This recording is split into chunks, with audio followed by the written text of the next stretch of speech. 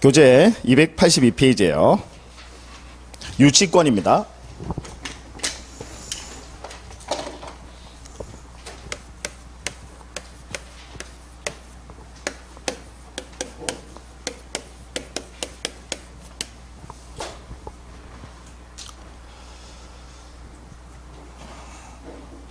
자, 우리 민법에서 담보물권 하면 이제 세 가지 있거든요. 담보물권, 유치권, 그다음에 질권, 저당권인데요. 이 질권은 동산질권을 이제 원칙으로 해요. 왜? 전당포. 그래서 얘는 동산이니까 우리 질권은 우리 시험 범위에서 제외를 시킵니다. 예, 그래서 여러분들은 담보물권 하면 이제 유치권과 저당권을 보실 거예요. 이 유치권 매년 시험에서 빠지지 않고 독립에서 한 문제 그 이상 출제가 됩니다. 근데 저당권 같은 경우는 독립에서 두 문제 이상 출제가 돼요.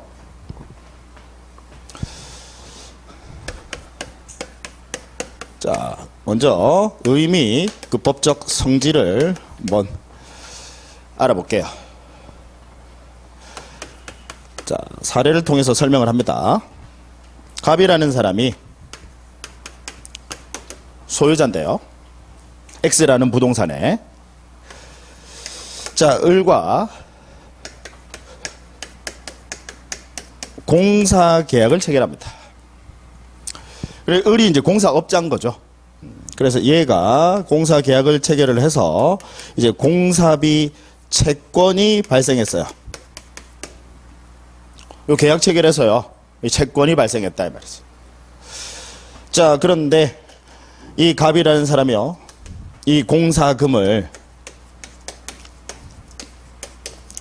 지급하지 않습니다. 자, 그러면 우리 을 현재 이 목적물 X 공사를 하니까 이 X라는 목적물을 점유하고 계시는 분은 누구시죠? 을. 얘가 공사하려면, 여러분 공사하려면 점유하셔야 돼요. 네. 그래서 현재 이 을이라는 사람이 점유를 하고 있고요.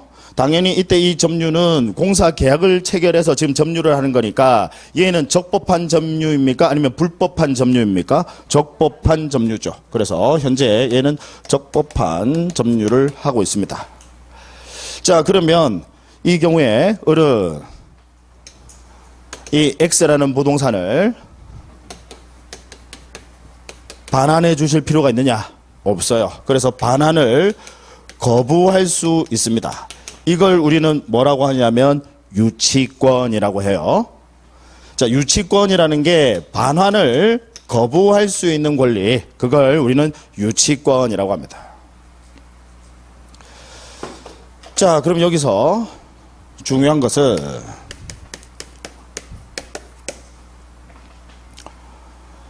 자, 이 유치권은요, 갑과 을이 계약을 통해서 발생한 권리입니까?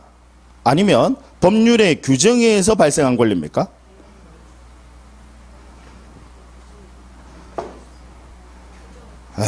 자, 그러니까 여러분, 제가 아까도 말씀을 드렸죠. 제가 아까도 그 강조를 했어요. 여러분, 지금 이 을이라는 사람은 공사비 채권 있다, 그죠? 네, 채권. 이 물건과 관련해서 발생한 채권이다, 그죠? 채권 있고. 그 다음에 또 뭐도 있어요? 유치권도 있어. 그럼 얘는 권리가 합쳐서 하나예요? 아니면 권리는 두 개예요? 두 개라고 따로 생각하셔야 된다고. 그러면 이 채권이라고 하는 것은 계약을 통해서 발생한 권리죠. 근데 이 유치권은 갑과 을 사이에 어떤 유치권에 관한 계약이 있었습니까? 없었습니까? 없었어요. 그냥 법률의 규정에서 인정하는 권리입니다. 무슨 얘기인지 아시겠죠? 제발 이거 붙어서 하나로 생각하지 마시라고. 하나 아니에요. 이 유치권이라는 권리는 별개의 권리입니다. 다만 역시 부종성 수반성에 따라서 붙어 다닌다는 거지, 권리는 별개의 권리야. 그럼 유치권에 대해서는 서로 간에 여러분 계약을 체결한 바가 있어요, 없어요? 없어. 나중에 보실 저당권과 달라요. 저당권은 아까 제가 말씀드렸죠. 소비대차 계약도 하고 돈 빌리는 계약도 하고요. 그 다음에 또 뭐도 해요? 저당권 설정 계약이라는 법률 행위 의사표시한다 이 말이지. 그러니까 얘는 뭐까지 해야 권리가 발생하는 겁니까? 등기까지요.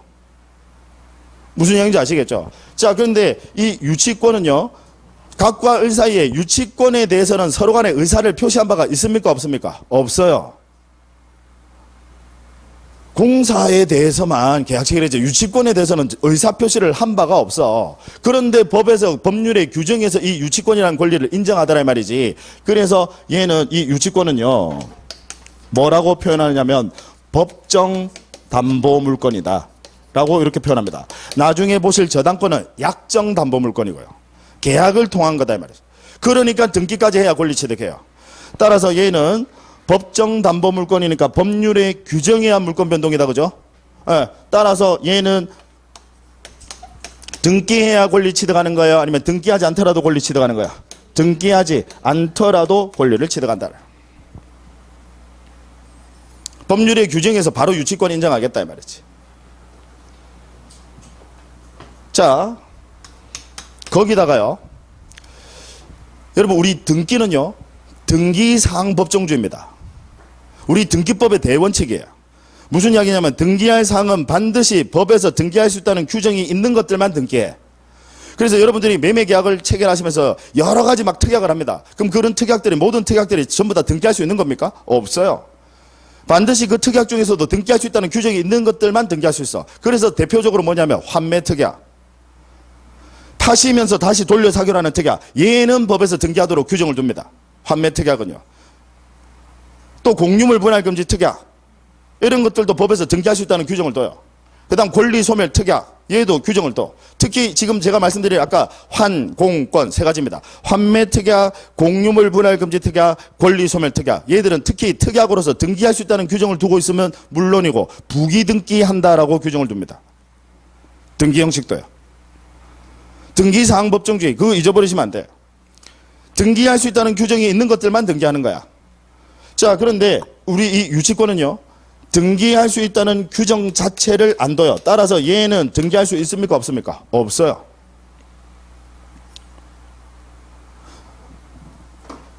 굳이 우리 법의 취지는 뭐냐면, 유치권은요, 여러분 우리 공시 방법, 물권은 대세효가 있으니까 공시해야 된다, 그죠? 물권은. 그럼 공시 방법이 동산의 경우에는 점유, 그 다음에 부동산의 경우에는 등기거든. 공시 방법이. 그래서 등기를 하니까, 공시를 하니까 대세효까지 인정한다. 세상 누구에 대해서도 권리를 주장 행사할 수 있도록. 자, 근데 얘는 유치권은 아예 법에서 등기도 못하도록 합니다. 그러면 여러분 기억나십니까? 우리 법률의 규정에 한 물권 변동은 등기하지 않더라도 물권 변동의 효력이 발생한다. 다만 처분하기 위해서는 뭐 하셔야 돼? 등기하셔야 돼. 근데 얘는 등기를 못해. 아예 법에서 못하도록 막는 거야. 따라서 얘는 처분할 수 있을까요? 없을까요? 없어요. 그러니까 처분을 막아버리는 거지. 유치권이라는 것 자체는 그냥 공사한 사람 네가 점유하고 그걸로 끝내라. 거기서 돈 받고 끝내라. 이 권리, 유치권은 다른 사람에게 양도할 수 있어요? 없어? 없어. 왜? 등기할 수 있습니까? 없습니까? 없어요. 그래서 결국 등기를 못하게 막는 것은 결국은 이 유치권은 처분을 못하도록 막는 거다 이 말이죠. 공사한 사람 네가 그냥 점유하고, 특히 이 점유를 하고 있으니까 어느 정도 공시 방법은 있더라 이 말이지. 그러니까 등기하지 않더라도 권리는 취득하고 법률의 규정에 의해서, 다만 처분하려면 등기하셔야 되는데 우리 유치권은 아예 등기를 할 수 있습니까? 없습니까? 없어요. 아시겠죠? 네, 따라서 처분행위 할 수 있다 없다? 없다. 유치권은 다른 사람에게 처분행위 못한다 이 말이죠.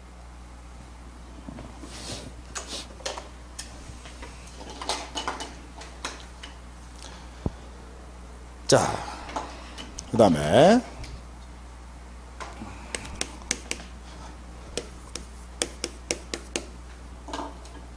유치권, 제가 아까 말씀드린 대로 독립에서 반드시 한 문제 이상 출제합니다. 그러면 유치권은 이 요건에서 집중적으로 시험에 출제합니다. 자, 먼저 이 유치권은 소유자 이외의 자가, 소유자가 점유하는 거 아니에요. 소유자 이외의 자가, 그것도 적법하게 점유를 하셔야 됩니다. 따라서 만약에 현재 그 부동산의 소유자가 점유를 합니다. 소유자가 점유를 하게 되면 이때는 유치권 인정될 수 있습니까? 없습니까? 없어요. 너무나도 당연한 거다. 그죠? 당연히 소유자 이외의 자가 점유해야 된다라는 거. 그 다음 이 점유는 적법한 점유여야 됩니다. 따라서 만약에 불법 점유를 했다. 지금 뭐 악의 점유, 폭력 점유 이런 거지. 자, 불법 점유를 했습니다. 그러면 역시 유치권 인정될 수 있습니까? 없습니까? 없죠. 그죠? 그 다음에 만약에요, 유치권자가 어떤 사정으로 점유를 상실을 했어요. 그러면 원칙적으로 유치권은 소멸합니다. 반드시 뭐를 하셔야 된다고? 점유를 하셔야 돼. 그래서 점유를 상실하게 되면 유치권은 원칙적으로 소멸하는데, 다만 상실한 직후 점유권에 기해서 반환 청구권을 행사를 해서요, 점유를 회복을 했다 이 말이지. 다시 찾아왔다 이 말이야. 그러면 유치권은 소멸하지 않습니다. 이해하시겠죠? 네. 점유를 상실하더라도 점유 회복을 한 경우에, 이제 여러분들 시험에 이렇게 출제를 해요. 유치권자가 점유를 상실한 상태에서 점유를 회복한 경우에는 유치권은 소멸한다. OX, X다. 그죠? 회복을 하면 유치권은 그대로 인정됩니다. 아시겠죠? 네. 그 다음에 자, 이 유치권은요, 목적물과 그 피담보 채권, 담보물권은 반드시 피담보 채권이 있어야 됩니다. 채권가에 뭐가 있어야 되느냐? 결련성이 있어야 됩니다. 결련성. 사실 일본식 한자 표현이에요. 그래서 우리식 한자 표현으로 바꾸기에는 적절한 단어가 없어서 지금 못 바꾸고 있는 겁니다. 사실 이 목적물이라는 이 용어도요, 일본식 한자 표현입니다. 근데 우리식 한자 표현으로, 우리나라에서는 여러분 목적이라는 단어, 여러분 목적이라는 단어와 비슷한 말 찾으라. 여러분 비슷한 말 한번 대보세요. 하면 뭐를 대시겠습니까? 목적이라는 단어와 보통 목표 정도, 그죠? 우리나라에서는 목적이라는 이 단어가요, 한 목표랑 거의 비슷한 용어로 쓰이는데, 이 일본식 한자 표현인 이 목적은요, 여러분 왜 학교 다닐 때 주어 서술어 목적어라고 했던 거 기억나십니까? 이 목적이 뭐냐면, 그 역시 일본식 표현이거든요. 이 목적이 뭐냐면 우리나라 표현으로 굳이 제일 비슷한 말로 바꾸자면 대상입니다. 객체, 대상. 그래서 이제 영어에서는 그걸 오브젝티브라고 하죠. 네. 목적어. 대상 정도 됩니다. 근데 가장 비슷한 단어와 꼭 부합하는 단어가 없어서 그냥 그대로 쓰는 겁니다. 여기 결련성도 마찬가지예요. 굳이 우리식 표현으로 바꾸자면 아주 직접적으로 관련성 있는 거. 그래서 단순한 관련성이 아니라 아예 직접적으로 관련성 있는 거. 그걸 우리는 결련이라고 합니다. 무슨 이야기인지 아시겠죠? 단순한 관련 말고, 간접적인 관련 이런 거 말고 아주 직접적인 강한 관련성이 있는 거, 그걸 우리는 결련성이라고 하고요. 이 부분이 이제 시험에서 집중적으로 출제가 돼요. 자, 그럼 우리 판례는요, 판례는 결련성을 인정을 하는 그 피담보 채권 세 가지, 우리 판례에서 딱 세 가지 나와요. 하나가 뭐냐면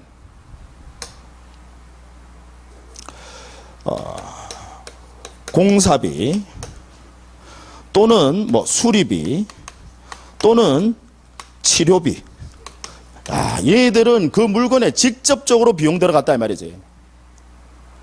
그래서 공사비나 수리비, 치료비 채권에 당연히 결련성 인정합니다. 그 물건에 대해서 공사를 했고요, 그 물건을 치료해 줬고요, 그 물건을 수리해 줬습니다. 얘는 직접적인 결련성, 관련성이 있더라 이 말이야. 그 다음 또 하나가요,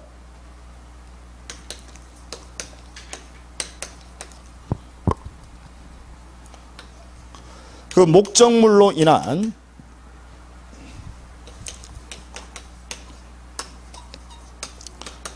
손해배상 채권. 그 목적물로 인해서 손해가 발생했다 이 말이죠.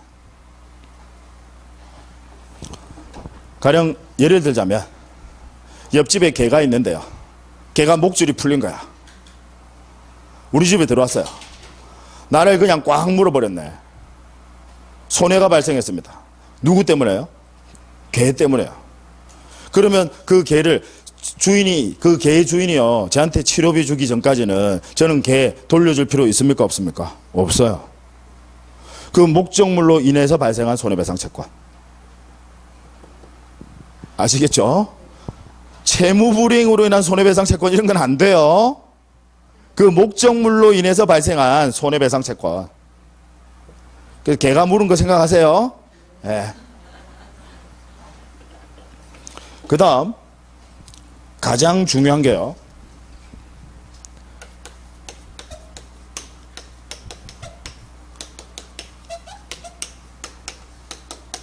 비용상환 청구권.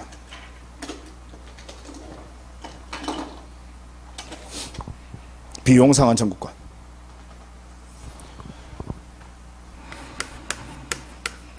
자, 집중을 좀 해주셔야 됩니다. 그냥 한 문제예요.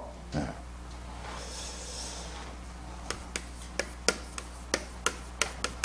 여러분, 비용상환 청구권이 있고요. 비용상환 청구권. 그 다음 부속물 매수 청구권이 있고요. 그 다음 지상물 매수 청구권이 있습니다.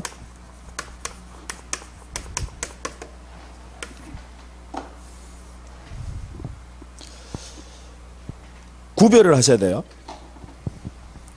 자, 만약에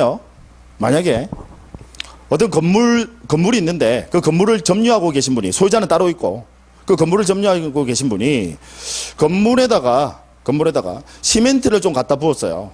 왜? 지금 건물이 지금 흔들려. 뭐 지진이 일어나서 약간 흔들려. 그래서 시멘트를 갖다 부었어요. 자, 그럼 그 비용, 그 돈 있잖아요. 들어간 돈. 청구할 수 있는 건 당연히 공평의 원칙에 입각해서 당연한 겁니다. 그죠? 이 중에서 뭘까? 이 중에서 뭐 물어야 돼요? 네. 비용상환 청구권입니다. 다른 예를 들어 볼게요. 자, 지금 여기 건물이 있는데요. 그 전에 이제 스탠드형 에어컨이 있다가, 여기다가 지금 그 시스템 에어컨으로 다 바꿨어. 배관 설치 다 했어요. 자, 돈 달라고 할 수 있습니다. 그죠? 뭐 물어야 되죠? 부속물 수권. 여러분 지금 뭐 가지고 구별하세요? 그냥 감으로 하는 겁니까? 네, 답이 나오네요. 여러분, 비용상환 청구권은 뭐냐면요, 얘는 부합입니다. 분리 안 되는 거. 얘는 부합입니다. 그때는 비용상환 청구권으로 가는 거야.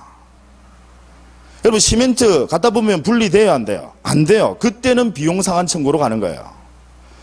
근데 얘는 지금 보세요. 얘들은 부합이에요, 부속이에요? 부속이에요. 부속. 특히 우리 지상물, 우리 건물은요, 아예 토지와 전혀 별개의 물건으로 취급합니다. 제가 여러분들 물어볼게요. 건물은 토지에 부합한다, OX. 시험 지문에 자주 등장합니다. 건물은 토지에 부합한다, OX. X입니다. 우리나라는요, 건물을 완전히 별개의 물건으로 취급합니다. 무슨 얘기인지 아시겠죠? 그러니까 얘들은 별개다라는 거야. 하나가 된 게 아니라, 따라서 얘들은 직접적인 관련성이 있어요, 없어요? 그 물건에 대해서 하나가 된 게 아니야. 따라서 직접적인 관련성이 있습니까, 없습니까? 없어요. 그래서 얘는 부속에 불과한 거니까 얘는 유치권 피보정 권리가 될 수 있을까요, 없을까요? 없어요. 안 된다는 거예요. 아주 시험에 자주 등장합니다. 근데 이에 반해서 비용상환 청구권은 이제 하나가 돼버린 거야. 비용상환 청구권은. 따라서 그 물건과 직접적인 이제 관련성이 있습니까, 없습니까? 있어요. 따라서 비용상환 청구권을 피보정 권리, 피담보 채권으로 하는 유치권은 인정될 수 있습니까, 없습니까? 있어요. 지금 요거 제가 되는 거 적어 놓은 거예요. 아시겠죠? 네. 하나가 돼버렸으니까. 이제 여러분 비용상한 청구권 이제 부속물, 지상물 구별하시겠죠? 지상물은 전혀 별개의 물건 이야기하는 거고, 그 다음에 부속물은 부속이란 것은 뗄 수는 있어요, 없어요? 있어.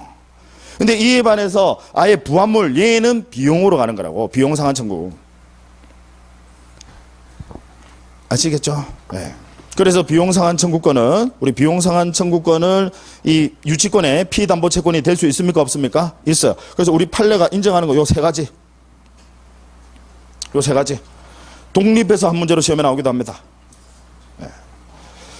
자, 그러면 여러분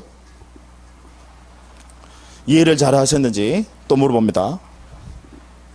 이미 답은 제가 정해놓고 물어봅니다.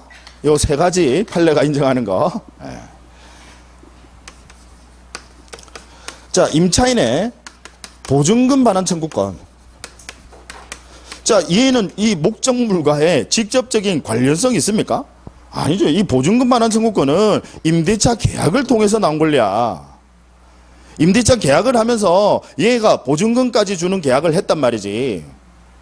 무슨 이야기인지 아시겠죠? 따라서 여기 보증금 반환 청구권, 얘는 당연히 유치권의 피보정 권리가 될 수 있습니까? 없습니까? 없어요. 그냥 임대차 계약을 통해서 나온 권리지 그 목적물과 직접적인 관련성은 없다 이 말이죠. 물론 간접적인 관련성은 있겠죠. 이 결련의 의미 아시겠죠? 아주 직접적인 관련이 있어야 된다. 자, 그 다음에요. 자, 권리금 반환 청구권. 역시 여러분 직접적인 관련성이 있습니까? 없습니까? 없어요. 시험에 자주 출제됩니다. 이거 안 되는 것들. 그러니까 여러분들은 딱 되는 것만 기억하시자고요. 여기가 더 작으니까. 그러니까 여기가 간지러우면 그냥 이렇게 긁으시면 되지 굳이 이렇게 긁으실 필요는 없다는. 되는 것들 기억해 주시자고.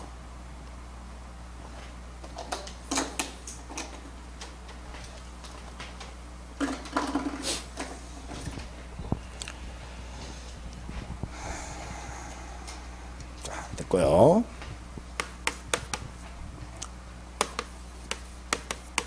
자, 이제 유치권의 효과로 갑니다. 유치권자는요,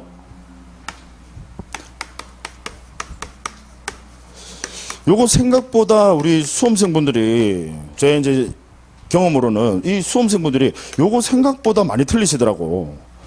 유치권자는 경매 청구권 있습니까? 없습니까? 있어요. 경매 청구권 있습니다. 자, 여러분 한번 생각해 보자고요. 만약에 제가 이제 공사를 맡겼어. 이분이 저한테 공사를 맡겼어. 근데 지금 공사비를 안 주시는 거야. 그러면 안 주시는데 그러면 계속해서 뭐 10년간 20년간 안 주면 저는 계속 그냥 그거 점유만 하고 있어야 됩니까? 제가 할 수 있는 액션은 아무것도 못 하나요? 당연히 아니지. 따라서 유치권자도 경매 청구권은 있어요, 없어요? 있어요. 이거 많이 틀리시더라고. 경매 청구권 있습니다. 다만 유치권자는요, 뭐가 없느냐 하면 우선 변제권이 없어요. 우선 변제권은 법에서 인정하지 않습니다. 왜 우선 변제권을 인정하지 않느냐면 굳이 인정할 이유가 없어. 제가 유치권의 효과, 그 다음 효과를 바로 적어볼게요. 왜 유치권은 굳이 우선 변제권을 인정할 이유가 없느냐면 유치권은 경매 절차, 우리 경매 절차 매각, 경매입니다. 경매가 진행이 되더라도요, 유치권은 매각으로 소멸하지 않습니다. 중요해요. 경매가 진행이 되더라도요, 유치권은 매각으로 소멸하지 않습니다. 이 점이 우리 좀 이따 보실 저당권과는 완전히 달라요. 저당권은 경매가 진행이 되면 무조건 소멸합니다. 채권자가 설령 전액을 변제받건 못 받건 간에 낙찰자가 인수하지 않습니다. 저당권은요. 이에 반해서 유치권은 매각으로 소멸하지 않는다는 것은 결국 낙찰자가 어떻게 하셔야 된다는 겁니까? 인수를 하셔야 된다 이 말입니다. 따놓으셔야 된다 이 말이지. 그럼 공사를 한 그 공사비 채권을 가지고 있는 그 유치권자가 경매가, 그 물건이 경매가 진행이 되더라도 내가 낙찰을 받았어, 나가라고 할 수 있습니까? 없습니까? 없어요. 아까 유치권 물건이라고 되세요. 얘는 매각으로도 소멸하지 않는다고. 따라서 저는 내보내려면 어떻게 하셔야 돼? 제가 그 돈 주셔야 된다고. 아니면 안 나가. 그러니까 굳이 우선 변제권을 인정할 이유가 있습니까? 없습니까? 없어요. 아시겠죠? 요거 많이 틀려요. 많이 틀립니다. 시험에서 많이 틀려요. 여러분들, 우리 수험생분들이. 경매 청구권을 인정합니다. 유치권자도 경매 청구를 할 수 있다 없다? 있다. 근데 이에 반해서 우선 변제권은 있다 없다? 없다를. 자, 그러면 또 정리해 보시자고. 일단 경매 청구권과 우선 변제권은 기본적으로 담보물권의 성질을 가지고 있는 애들을 전제로 합니다. 예. 그러면 여러분, 우리 전세권 담보물권의 성질이 있어요 없어요? 있어요. 그래서 전세권, 얘는 경매 청구권 있다 없다? 있다. 얘는 우선 변제권 있다 없다? 있어요. 전세권은요, 경매 청구권과 우선 변제권까지 가집니다. 얘는 경매 청구권 있고, 즉 저당권의 성질도 같이 가집니다. 자, 전세권자는 경매 청구할 수 있어요 없어요? 있어요. 그 다음 경매가 되게 되면 매각대금에서 먼저 돈 받아갈 권리, 우선 변제권 있습니까 없습니까? 있어요. 전세권. 자, 근데 비교를 하셔야 될 게 일부 전세권, 일부 전세, 가령 2층만 전세 돼요 안 돼요? 돼요. 여러분, 2층만 부동산 일부에 용의권 설정 가능합니다. 왜 2층만 전세 또는 뭐 1층만 전세 됩니다, 여러분. 예. 자, 그럼 일부 전세권자가, 얘 시험에 잘 출제를 해요. 일부 전세권자가 경매 청구권 있을까? 일부 전세가 2층만 전세 사시는 분이 자기한테 전세금 안 준다고 그 목적물 전부에 대해서 경매를 청구한다? 인정하지 않습니다. 그건 인정하지 않아요. 일부 전세권자는. 아니, 2층만 지금 세 사시는 분이 그 2층 전세금 안 준다고 그 물건 전체에 대해서 경매. 그러면 여러분, 다른 층 전세권자들이 문제 없는데, 그럼 경매가 들어가면 같이 들어가 버린다고. 따라서 일부 전세권자는 자, 경매 청구권 있다 없다? 없다라는 거. 다만 나는 경매 청구는 못해. 근데 다른 사람이 예를 들어 경매를 넣었어. 경매를 넣었을 때 그 매각대금에서 먼저 돈은 받아가야 되겠다, 그죠? 네. 따라서 우선 변제권은 있다 없다? 있다. 일부 전세권자가 직접 그 목적물 전부에 대해서 지가 경매를 넣지는 못합니다. 왜? 다른 전세권자들은 지금 다 아무런 문제 없이 다 있는데 지가 혼자서 경매를 넣으면 그러면 목적물 전부가 경매가 들어가 버려. 그건 허용하지 않습니다. 다만 우선 변제권은 있다 없다? 있다. 다른 사람이 경매 들어갔을 때 매각대금 나오면 거기서 돈은 먼저, 내가 전세권자니까 돈은 먼저 받아가야 되겠단 말이죠. 우선 변제권은 있습니다.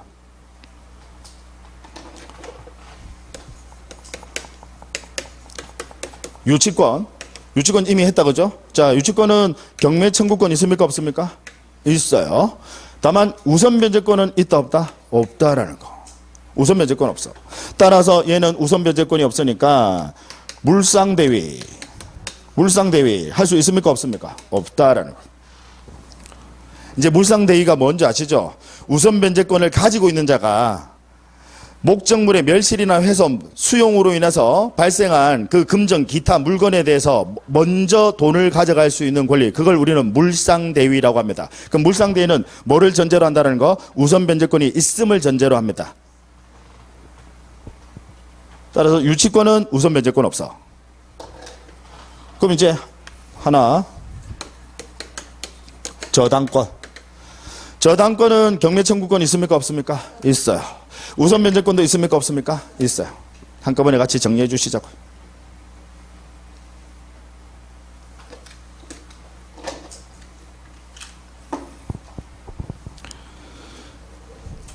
제가 다시 말씀을 드리지만 오늘 지금 하는 내용들 있잖아요. 요거 지금 정리 딱 되시면 여러분들은 일석이조라니까요.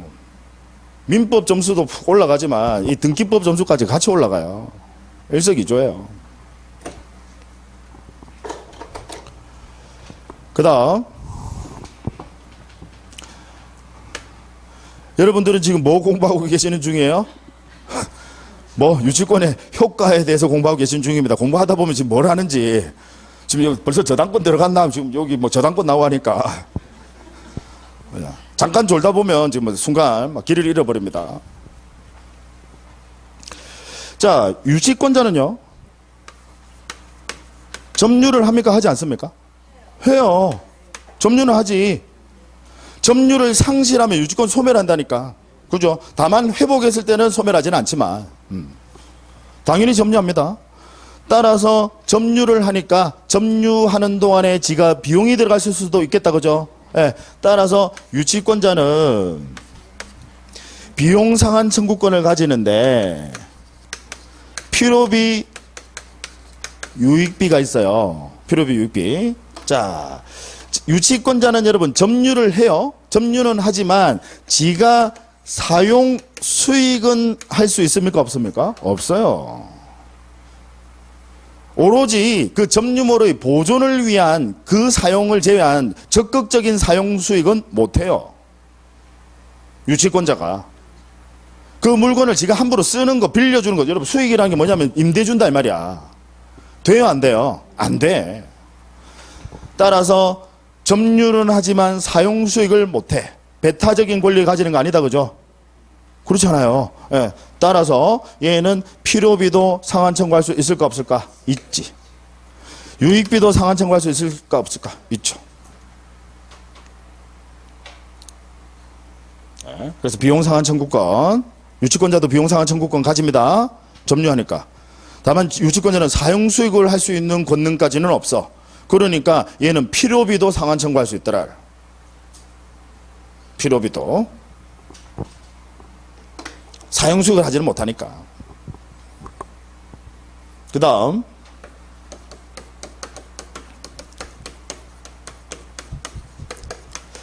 자, 과실수취권인데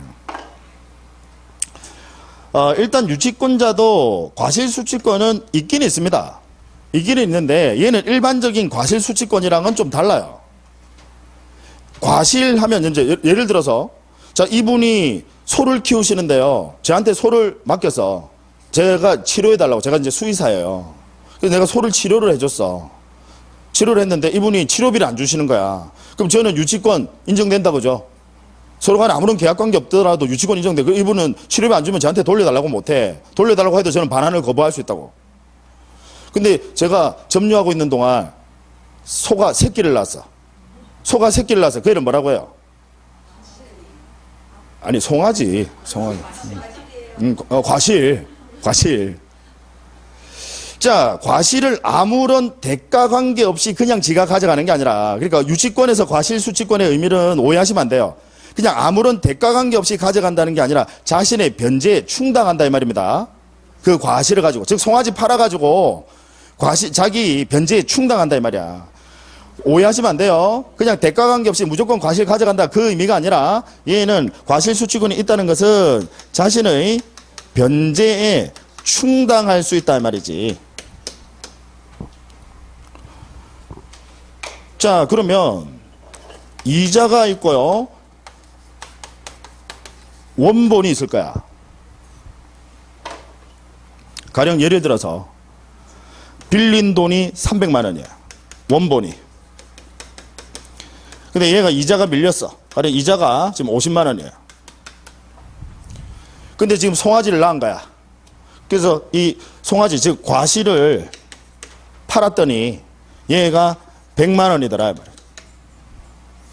법은 항상 공평입니다. 그러면 얘가 지금 과실을 제가 지금 처분을 해가지고 자신의 변제에 충당한다는 건데, 누가? 유치권자가 이 송아지 팔아가지고 변제에 충당하는 건데 50만 원부터 먼저 충당을 해야 될까요? 아니면 300만 원, 얘 원본부터 먼저 충당을 해야 될까요? 이자부터. 그게 공평한 거지. 당연히 여러분 채권자 입장에서 봤을 때 이게 지금 돈 안 준 사람이잖아요. 돈 안 준 사람은 여러분 기본적으로 돈 안 준 사람 나쁜 사람이에요. 이 친하게 지내지만 돈 안 준 사람은. 예. 그럼 얘가 주면 일단 이자부터 먼저 충당해야지. 원본을 먼저 충당해버리게 되면 얘 원본이 낮아지면 나중에 이자도 줄어들잖아. 무슨 이야기인지 아시겠죠? 따라서 순서는 당연히 뭐부터 충당을 하셔야 될까? 이자부터 먼저 충당하셔야 돼. 그래서 50만 원 이제 변제 충당하고, 그러면 이제 남은 원본은 얼마가 되는 거예요? 250만 원이 된다 이 말이죠. 이해되시죠?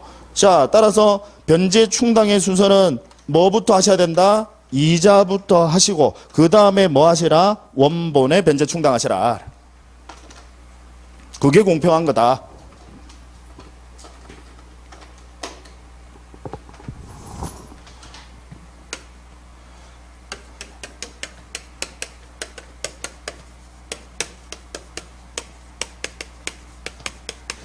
자, 간이변제 충당권입니다.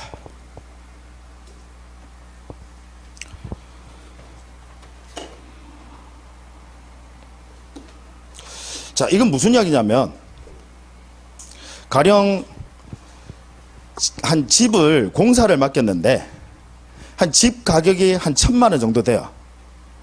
근데 공사비가 한 1,500만 원 들어간 거야. 그럴 수도 있잖아요. 아니, 집 가격, 목적물 가격은 한 1,000만 원인데 공사비가 한 1,500만 원 정도 들어간 거야. 그러면 이 유치권자 입장에서 봤을 때 유치권자가 함부로 지가 그거를 환가를 해버리면 안 돼. 그건 당연히 유치권자가 채권자거든요.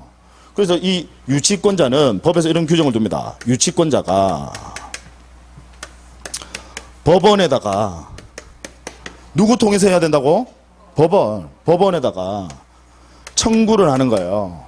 뭘 해가지고 감정평가를 해서 우리 부동산 감정평가 여러분 부동산 감정평가 누가 하는 줄 아세요?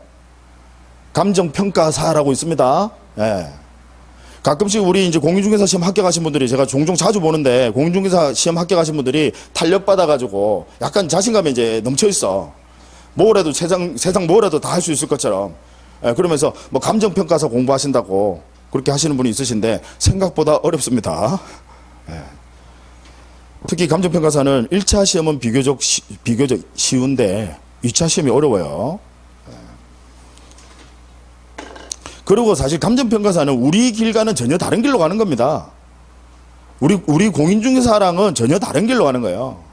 그럼 차라리 저는 이제 그분들이 굳이 그 자신감에 넘쳐서 물론 이제 해보면 이제 그 자신감이 좌절되겠지만 자신감이 넘쳐서 하게 되면 그 관련 있는 차라리 뭐 법무사라든지 뭐 행정사라든지 오히려 그쪽으로 가는 게 합리적입니다. 그럼 우리 일과 연관이 되거든. 근데 감정평가사는 전혀 별개입니다. 자, 그게 중요한 건 아니고 그래서 얘가 유치권자가 지금 내가 들어간 비용은 많고 목적물의 가치는 얼마 안 나가는 거야. 그러니까 그렇다고 그냥 지가 함부로 가질 수는 없고 법원에다가 청구를 합니다. 법원에다가 뭐를 거쳐서요? 감정평가해서. 그래서 자, 이 상당한 금액으로 내 변제에 좀 충당하게끔 해 주세요라고 법원에다가 청구를 해요. 이걸 우리는 뭐라고 하냐면 간이 변제 충당권이라고 합니다. 그래서 유치권자는 이런 것도 할 수 있더라라는 거예요. 상당히 막강한 권리다, 그죠? 유치권 여러분 아주 막강한 권리예요. 특히 우리 경매에서요 유치권 하면 일반인들은 유치권 신고만 들어가면요. 유치권 신고가 들어가면 그 목적물 경매 매수 신청 안 해. 근데 생각보다 우리 대법원 판례는요. 이 유치권에 있어서 아주 엄격하게 특히 뭐 결련성 아주 엄격하게 해석을 합니다. 왜냐하면 유치권이 너무 막강한 권리다 보니까 아주 엄격하게 해석을 해요. 특히 여기서 여러분 마지막으로 하나만 더 좀 알아두실 것은 시험에 나오기도 하지만 우리 실무에서 또 중요한 부분이에요. 자, 유치권의 성립이요. 가령 저당권이 설정이 되고 유치권이 성립이 됐어. 즉 점유를 했다 이 말이지. 이미 저당권이 설정되어 있는 부동산에 대해서 아니 그럴 수 있잖아요. 저당권이 설정되어 있는 부동산에 대해서 공사 들어갈 수도 있잖아요. 무슨 이야기인지 아시겠죠? 자, 그렇다 하더라도 자, 저당권이 먼저 설정이 되고 유치권이 성립이 됐다. 그렇다 하더라도 유치권은 경매가 진행이 되면 소멸합니까? 소멸하지 않습니까? 소멸하지 않아요. 경매가 진행이 되더라도 유치권은 소멸하지 않는다. 즉 낙찰자 인수하셔야 돼. 그러니까 저당이 설정되어 있는 부동산에 대해서 하시더라도 무슨 이야기인지 아시겠죠? 저당 설정되어 있는 부동산에 공사하셔가지고 공사비 채권 발생하면요. 저당권자가 경매 넣을 거 아니야. 돈 안 주면. 지금 공사비도 안 주는 사람이니까 지금 저당권자에게도 돈 안 주겠지. 그럼 경매 넣게 되면 이 유치권은 소멸합니까? 소멸하지 않습니까? 소멸하지 않아요. 낙찰자 인수하셔야 돼. 내가 성립이 되고 저당권이 설정되면 그건 너무나도 당연하고, 유치권이 성립되기 전에 이미 저당권이 설정됐다고 하더라도 유치권은 소멸해요? 소멸하지 않아요? 소멸하지 않습니다. 다만 압류가 돼버렸어요. 즉 무슨 이야기냐? 저당권자가 이미 압류를 해버렸어. 압류가 뭐예요? 경매개시결정. 경매개시결정. 이미 압류가 되고 그 이후에 유치권이 성립이 된 거야. 즉 점유를 했단 말이지. 그러면 이때는 유치권은요, 아예 낙찰자가 인수합니까? 인수하지 않습니까? 인수하지 않습니다. 소멸한다 이 말이죠. 어느 때만요? 자, 다시 여러분, 유치권은 뭐 저당권 설정 전후 여부 따지지 않습니다. 무조건 이렇게 기억하셔야 돼요. 경매가 진행이 되더라도 유치권은 소멸한다, 소멸하지 않는다. 소멸하지 않습니다. 다만 이미 경매 절차가 직접 진행이 됐어. 압류가 돼버린 거야. 그 이후에 유치권이 성립됐을 때는 이때는 유치권은 소멸합니다. 즉 낙찰자가 인수하지 않는다는 거. 근데 대부분의 경우에 여기에도 많이 걸려요. 이제 무슨 이야기냐면 이런 경우가 많아요. 거의 상당수가 이렇습니다. 저당권이 설정돼 있어. 설정돼 있어. 그 부동산에 지금 공사를 하는 거야. 왜? 공사를 하려고 하면 비용 들어가야 되니까 이미 토지 소유자는 그 토지에도 전부 다 저당권 설정해놨어요. 돈 빌려가지고. 그러고 막 공사 대금 주고 하거든요.